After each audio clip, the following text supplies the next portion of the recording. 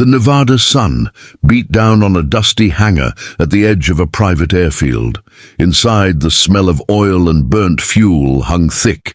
Henry Lawson, a lifelong aircraft mechanic with calloused hands and silver streaks in his hair, stood over the open engine of a private jet, the kind most people only saw in magazines. He wasn't used to visitors, especially not the kind who arrived in limousines. The black car stopped near the hangar door, and out stepped billionaire Richard Van Hale, a man whose face appeared on Forbes covers and stock exchange news every week. His suit probably cost more than Henry's entire year's wages, but at that moment, Van Hale wasn't smiling. "Are you Lawson?" he asked, eyes sharp behind gold-rimmed glasses. "Yes, sir," Henry replied, wiping his hands on a rag. "What seems to be the problem?" "My jet's engine failed mid-flight," Van Hale said coldly. "My engineers couldn't fix it. I was told you're the only one crazy enough to try." Henry looked at the aircraft. "It's not crazy. It's just metal and timing. You treat it right, it listens." The billionaire smirked. "Fix it in 48 hours, and I'll pay you $10 million. Henry blinked. "10 million? "Yes," Van Hale said. "But fail, and you'll never work on another jet in this country again. Deal?" The mechanic thought for a long moment, then nodded. "Deal." For the next 2 days, the hangar lights never went off. Henry worked non-stop, studying every wire, every turbine blade, every sign of overheating. But this engine, a prototype worth over $80 million, was unlike anything he had seen. By the second night, exhaustion hit him. His tools slipped from his hands. His knees ached. He sat down, head in his hands. Just then, his 22-year-old daughter, Emily Lawson, walked in carrying 2 cups of coffee. "Dad, you need to rest," she said softly. "I can't," Henry sighed. "This engine's too complex. It's like it's thinking on its own." Emily smiled faintly. "That's because it's AI-controlled. I read about Van Hale's new models. You're trying to fix a software engine hybrid, not just an engine." Henry looked up, surprised. "You know about this stuff?" "I'm studying mechanical systems at MIT, remember," she said. "Let me help." He hesitated, not because he doubted her, but because he was afraid of failing her too. Still, he handed her the diagnostic tablet. Hours passed. Emily sat cross-legged under the massive jet wing, typing rapid commands. Her laptop glowed in the dim light, lines of code reflecting in her eyes. She wasn't just fixing parts, she was communicating with the machine. At dawn, the jet suddenly came alive. The engine hummed smoothly, perfectly synced.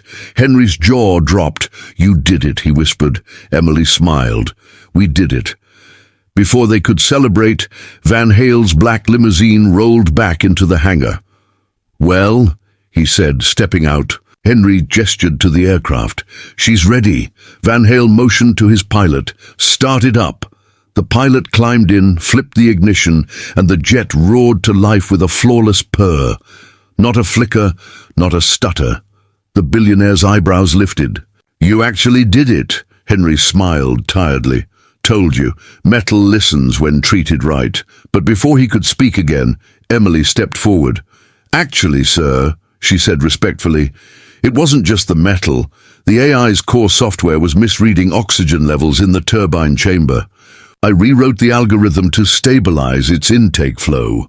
Van Hale stared at her, shocked. "You? You fixed my AI code?" "Yes, sir," she replied calmly. For a long moment, the hangar was silent. Then the billionaire chuckled softly. "How old are you?" 22. Van Hale turned toward Henry.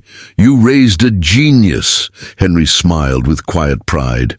"I just raised a girl who doesn't give up." Later that afternoon, Van Hale called them into his office at the airfield's headquarters. He placed a check for $10 million on the table. Henry pushed it back. "Sir, I don't want the money." Van Hale frowned. "Why not?" Henry looked at Emily. "Give it to her. She's the one who fixed it." Emily shook her head. "Dad." Van Hale studied both of them, impressed.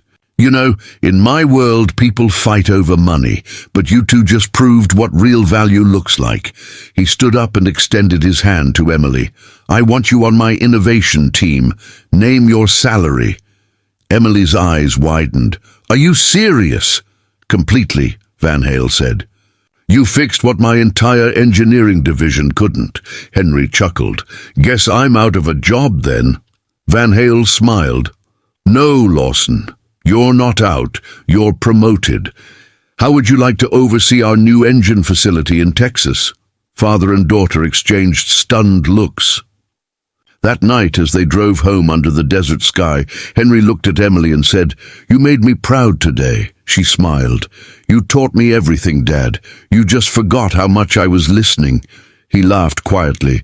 I guess I did. Back at the hangar, the sound of that perfect engine still echoed in his mind, not just as proof of skill, but as proof of legacy.